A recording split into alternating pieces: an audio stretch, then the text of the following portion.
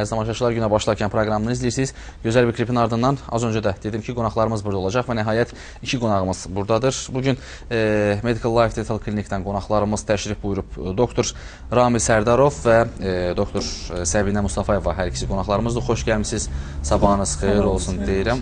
Bugünkü söhbətimiz karies nədir, niyə yaranır, plombdan sonra ikincili karies necə olur ki, yaranır, zirkonium nədir, serik nədir, bunlardan ətraflı danışacaq və eləcə də vaxt olsa, əgər vaxt tapsaq, diş əti xəstəlikləri, diş dibinin daşları və bunlardan da mümkün qədər ətraflı məlumat verəcək bizim qonaqlarımız, həkimlərimiz. Karies niyə yaranır? Mən sualı Səbinə xanımla başlayacağım. Niyə karies yaranır? Nə səbəbə yaranır? İkincili, daha doğrusu plombdan sonra yaranan kariesin səbəbləri nədir? Karies latın sözüdür.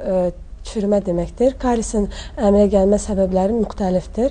Əsasən karies infeksiyon xəstəlik olub dişin sərt toxunmasının dağılmasıdır. Kariesin əmələ gətirən bir neçə faktorlar vardır. Bu faktorlardan ən önəmli faktorları mən sizə bir neçəsini sayacağam. Əsas faktorlardan biri irsiyyətdir. Digər faktor qida ilə əlaqədar olaraq alimentar faktor sayılır. Belə ki, qidada vitamin çatışmamazlığı nəticəsində kariesin əmələ gəlmə faktoru qeyd olunur. Əsas səbəblərdən biri də həddən artıq karbohidrat qəbul edilməsidir. Karbohidratların qəbul olunması, xüsusən qidanın tərkibində saxaroza, fruktoza, glukoza tərkibli qidaların uzun müddətli müntəşir istifadə edilməsi dişdə kariesin ilkin olaraq əmələ gəlməsinin səbəb olur.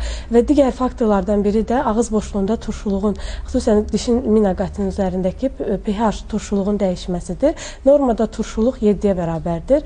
Belə ki, daim qəbul olunan saxaroza, fruktoza, glukoza tərkibli qidalar ağız boşluğunun bufer sisteminin tənzimi nəticəsində tənzimlənir. Amma müntəşirə bu qidanın qəbul edilməsi ağız boşluğunda, yəni minanın üzərində turşuluğun dəyişməsinə səbəb olur və burada da mikroorqanizmlərin virulentliyi artır və virulentliyi artdıqda da özlərindən turşu ifraz edərək minanın dentin və sementə qədər kariesi dağıdaraq kariesi əmələ gətirir. Və biz kariesin müxtəlif variantlarında kompozit plomblardan istifadə edirik. Amma kompozit plombların da bir neçə müxtəlif çatışmayan cəhətləri vardır. Bu çatışmayan cəhətləri biz əsas çatışmayan cəhəti rəngin dəyişməsi və həcminin dəyişməsidir. Daim istifadə olunan isti, soyuq qidalar və o cümlədən çeynəmə təzyiqi nəticəsində plombun üzərinə düşən təzyiq daimi olması həcminin dəyişməsinə səbəb olur. Həcmlə dəyişdikdə germetiklik pozulur və mikroorqanizmlərin asanlıqla virulentliyin artıb həmin hissədə inkişaf edərək ikincili karies əmələ gəlir. Səbinə xanım, az öncə qeyd etdiniz ki, fruktoza, saxaroza kimi məhsulların daha çox qəbulu dişin mina qatındakı onu zədələyir və nəticədə karies əmələ gəlir və s. və axır. Lap dəqiq desək, hansı qidalardır ki, ziyan edir dişlərə? Adlarını qeyd edir. Karbohidrat tərkibli, yəni müxtəlif şirin məmulatlar, daha çox şirniyyatlar. Ən çox şirniyyatlardır. Hansı ki, ən çox da bunlar uşaqlar istifadə edir və uşaqların müntəşiri bundan istifadə etməsi və dişlərini gigiyenik olaraq sürtməməsi, yəni səhər, axşam, gündə 2 dəfə sürtməməsi bu kimi problemləri əmələ gətirir. Aynıdır. Ramil bəylə söhbətimi yenə davam etdirəcəm. Ramil bəy, müəyyən qapaqlar var ki, dişdə istifadə olunur. Bunu həkimlər məsləhət görürlər.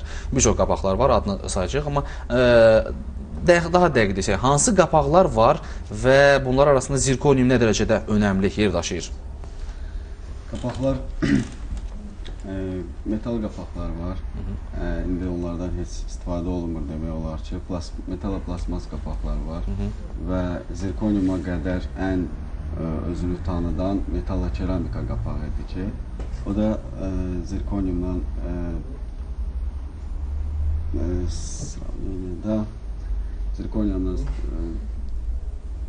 eyni yerdə demək istəyirsən? Yox, zirkoniumdan fərqli olaraq çox böyük problemləri görsənmişdir. Çünki mən sizlə davam edəcəm, eyb yox. Siz fikrinizi toparlayın, yəqin ki, bir qədər fikriniz dağınıqdır. Mən sizinlə söhbətimi yenə də davam etdirəcəm. Amma Səbinə xanımla istəyirəm ki, bir qədər yenə də suallarıma davam etdirim. Ardından Ramil bəy sizə suallarım olacaq.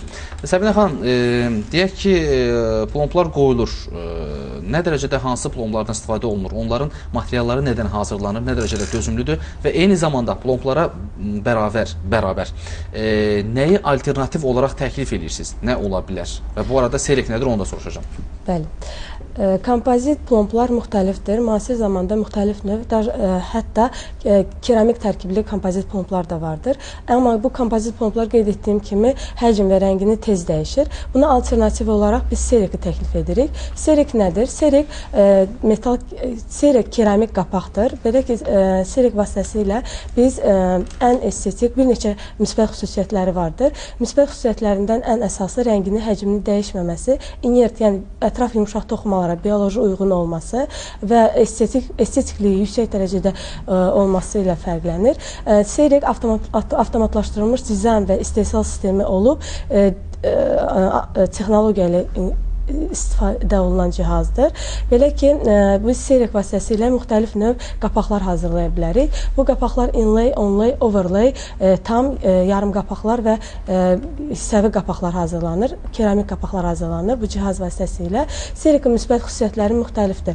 Əsas serik istifadə edirik biz bir neçə qüsurlarda, pazabənzər qüsurda, minanın hipoplaziyasında, ön dişlərin rənginin dəyişməsində və yüksək estetiklik tez bir zamanda əldə etmək üçün istifadə edirik və yaxud da qeyri-düzgün dişləm zamanı xüsusən də ortodontik müalicə mümkün olmadıqda və ya xəstə ortodontik müalicədən imtina etdiyi halda biz serik istifadə edirik. Səbinə xanım, dişin estetik görünüşünü bərpa etmək üçün, onu gözəlləşdirmək üçün hansı vasitələr var və burada məsəl üçün diş ağartmanı göstərə bilərik, deyək ki, diş ağartma üsulları. Bu nə dərəcədə məsləhət görürsünüz, nə dərəcədə ola bilər? Yəni diş ağartmaq kimi. Diş ağartmaq hal-hazırda stomatologiyanın ən önündə qlobal problemlərindən biridir. Müasir diş ağartma sisteminin əsasını minanın səthinə aktiv oksigenlə təsir edərək, xüsusən hidrogen peroksid və karbamid peroksid maddələri ilə təsir edərək minanın səthində yerləşən pigmentasiyanı mümkün olduğu qədər yox etməkdir. Bu iki üsuldan istifadə edirik. Ofis üsulu var, ev üsulu var. Ev üsulu şəraitində biz xəstəyə xüsusi qaşıqlar tətbiq edirik. Bu qaşıqlar kopbal adlanır və həkimin nəzarəti altında xəstəyə mayələr, gellər tətbiq olunur. Xəstə hər gecə dişini fırçaladıqdan sonra həmin mayəni xüsusi qaşığın içərisinə tökərək ağız boşluğuna fırçaladıqdan sonra daxil edir. Amma bunun çatışmayan mənfi xüsusiyyətləri nədən ibarətdir? Belə ki, 10 gün ərzində uzun sürə müddətli olması və o cümlədən allergik, yəni gecə vaxtı ağıza daxil olunması və gecə vaxtı həmin hissədən mayenin, gelin, yəni ağız boşluğunun selülik qışasına düşərək allergik reaksiya gətirməsinə səbəb ola bilər. Və digər hansı ki, ilkin gəlişdə xəstənin diş ağartma üsulu ofis üsulu sayılır. Ofis üsulu ilkin gəlişdə 20 dəqiqəsi, ilkin seansı 20 dəqiqə aparılır. Bu qeyd etdiyim gellər vasitəsilə hidrogen peroksid, karbamid peroksid gelləri vasitəsilə və işıq seti vasitəsilə həyata keçirilir. Xəstə ilkin gəlişində diş əti izolə olunur və həmin gellər sürtülərək işıq seti vasitəsilə 20 dəqiqə işıq verilir. Və xəstənin dişinin rənginin dəyişməsi xəstənin ilkin dişinin quruluşundan və o cümlədən xəstənin özünün istəyindən asılı olaraq seanslar bir neçə aparıla bilər. Seansın aparılıb qurtardıqdan sonra istər ofis üsulu olsun, istər ev üsulu olsun, biz xəstəyə pəhrizlər təyin edirik. Pəhrizlər nədən ibarətdir? Əsasən rəngli qidalar və o cümlədən turşu, yəni qıcıqlandırıcı, turşu, şirin, duzlu qidalar xəstənin qidasından imtina olunur. Aynıdır. Mən əgər fikirlərini toparlarsa Ramil bəylə söhbətimizi davam etdirək. Ramil bəy, az öncə qeyd etdik ki, zirkonium qapaqlardan danışırdıq. Bunun digər qapaqlardan fərqi nədir və üstün cəhəti nədir? Digər qapaqlardan üstün cəhəti həm möhkəmdir, daha estetikdir, hipoalergendir, yəni allergik heç bir reaksiya vermir insana, termoizolyatordur. Misal üçün, bunun daha estetik olması metalla keramikada adından göründüyü kimi karkas metaldır. Bu da keramikanın altından bütün rəngin görünməsini sağlayır ki, bu da estetik sayılmır.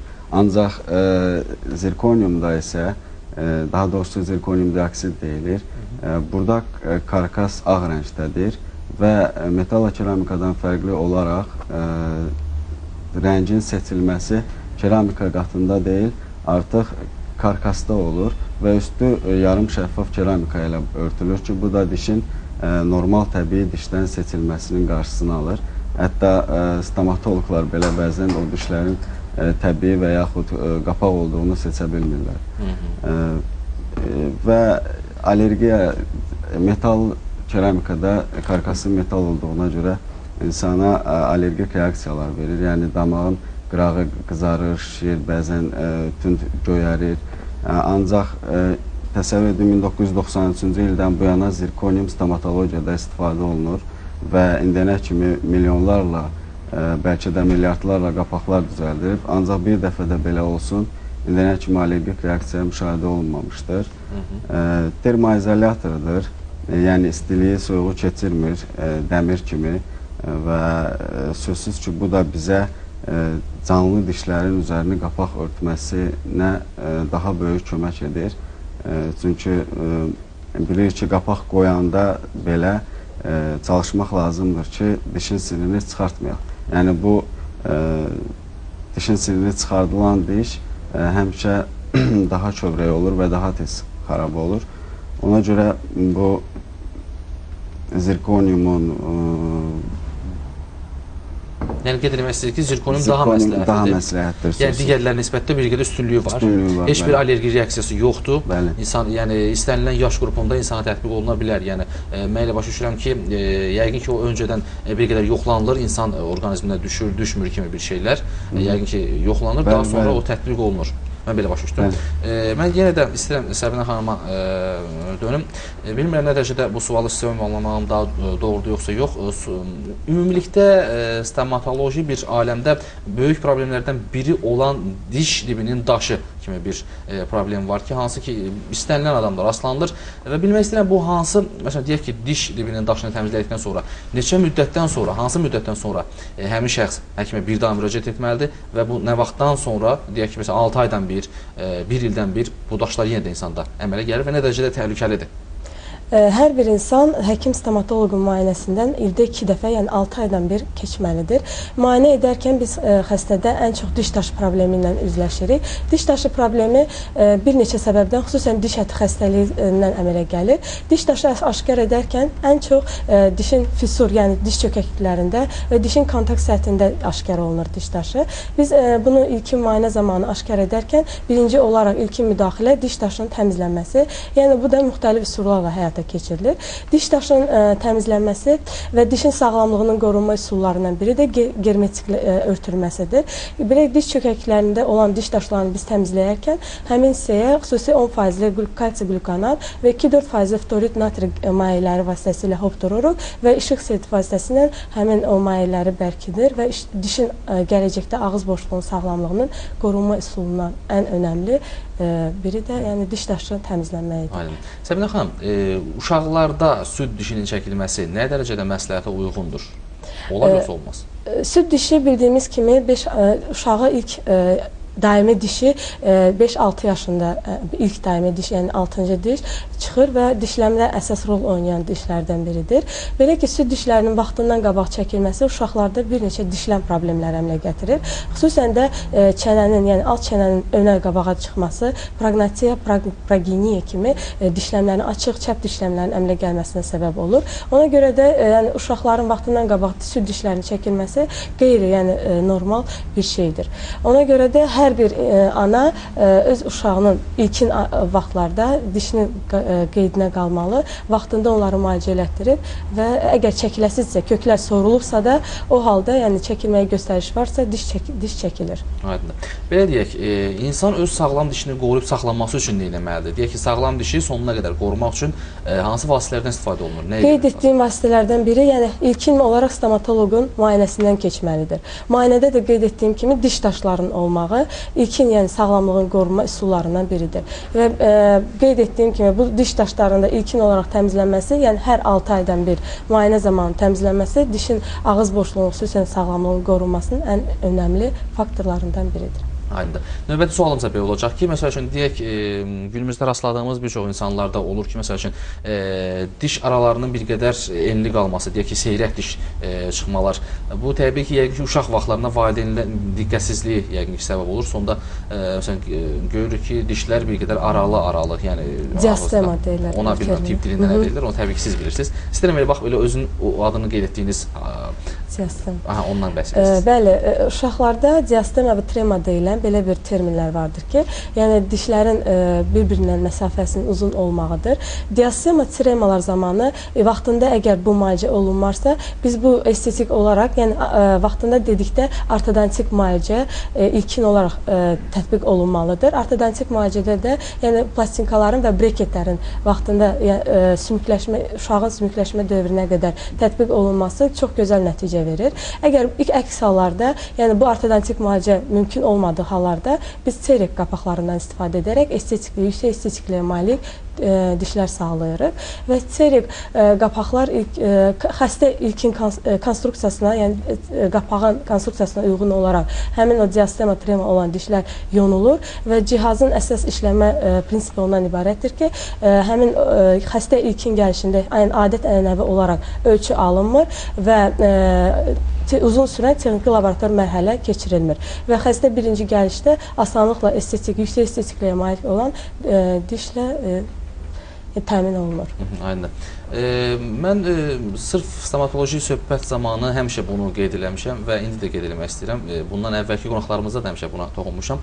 Çox sevindirici hal budur ki, bir neçə illər bundan əvvəl, deyək ki 10 il, 15 il bundan əvvəl uşaq yaşlarda, yəni uşaqlara qızıl dişlərin, titan dişlərin, qapaqların qoyulması dəb halını almışdı. Və bu da özünüz də qeyd etdiniz ki, uşaqlarda artıq inkişaf baş verdikcə dişlər də böyüyür və nəticədə bunun hər hansı bir fəsadı vardı. Amma günümüzdə nəhayət ki, bunu hər kəs başa düşüb və artıq belə hallar deyərdim heç demək olar ki, yoxdur. Bu nə dərəcədə doğru olardı, bax indi də baş versəydi, deyək ki, qızıl dişin uşaqlara qoyulması? Təəssüf ki, qızıl dişlərin və titanların digər qeyri metalların ağız boşluğuna, yəni dişlərin üzərinə qoyulması demək olar ki, həm estetik baxımından, həm də ağız boşluğu gigiyenasına mənfi təsir baxımından yəni normal bir şey deyil. Belə ki, amma yəni müasir zamanda bu tələbatları ödəyən qapaq qeyd etdiyimiz kimi, doktor danışdığı kimi ən müasir keramik qapaqlar vardır. Hansı ki, əgər buna göstəriş varsa da həmin qapaqların, xüsusən zirkonium və çeyrek qapaqların, yüksək estetiklə malik olan qapaqların qoyulması yəni ən müasir üsullardan biridir. Vaxtımızda bir qədər az qalıb və sonda istəyirəm Ramil bəylə sonuncu sualımla Ramil bəylə bağlayayım ki, klinikanızda sterilizasiya necə aparılır? Bundan danışaq. Sterilizasiya bizdə ən son avtoklav deyilən bir aparat var. Bu da yüksək təzyiqli buxar vasitəsilə aparılır. Yəni ondan əvvəl yəni aparatda bütün bu işlənilmiş alətlərin qoyulmasından öncə alətlərin üstü təmizlənir, yəni xırda nəsə qalırsa onun qan izidir və yaxud onlar təmizlənəndən sonra xüsusi paketlərdə paketlənir və avtoklava qoyulur ki, bu da yüksək təzyiqli buxar vasitəsilə həyata keçirilir. Maraqlıdır. Vaxtımızda bir qədər də var. Son 2 dəqiqəni yenə də istəyirəm Səbinə xanımla davam etdirək. Klinikanızdakı son nailiyyətlər nədir? Gördüyünüz işlərdən istəyirəm bir qədər danışasınız. Sırf klinika yönümdə deyək ki, nə kimi yeniliklər var və yaxud da deyək ki, son zamanlar daha çox nə dəb halını alıb, nəyə məsləhət görürsünüz və bu kimi hallar? Bəli, bizim Medical Life sentra, stomatoloji sentra müraciət edən xəstələr arasında ən çox biz müşahidə etdiyimiz diş taşlarının olması və karislərin olmasıdır.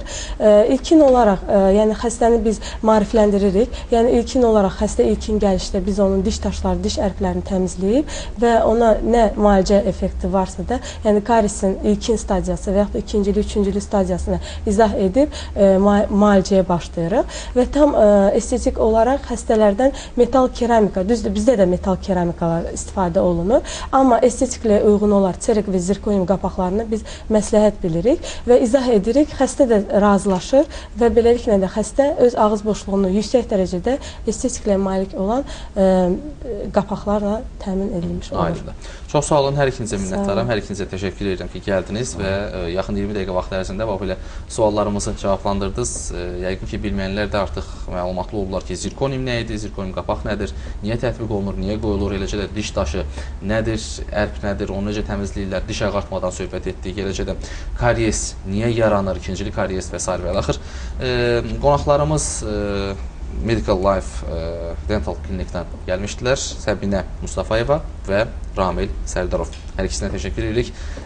Biz isə verilişimizə başlayanda hava haqqında məlumatı təqdim etdik və hər kəs bizi daim izləyirsə bilirlər ki, təqribən 1 saatdan sonra, yəni saatlar 9:00 göstərəndə hava haqqında məlumat bir daha ekranlara gəlir və nəhayət ki, saatlar 9-u göstərir. Hava haqqında məlumatın vaxtıdır. Gəlsin ardındansa valyuta məsələsi ilə efirimizdə